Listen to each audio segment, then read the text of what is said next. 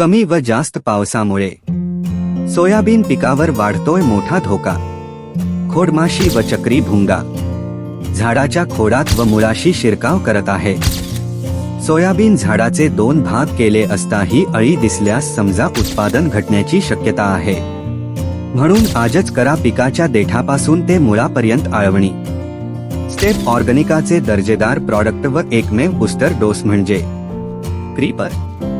Dose प्रमाण फक्त 200 gram प्रति एकर। यामुळे शेंगा गळणार नाही, शेंगा भरपूर व वजनदार होतील, अन्नद्रव्यांचा पुरवठा व्यवस्थित होईल आणि उत्पादनात भरघोस वाढ होईल।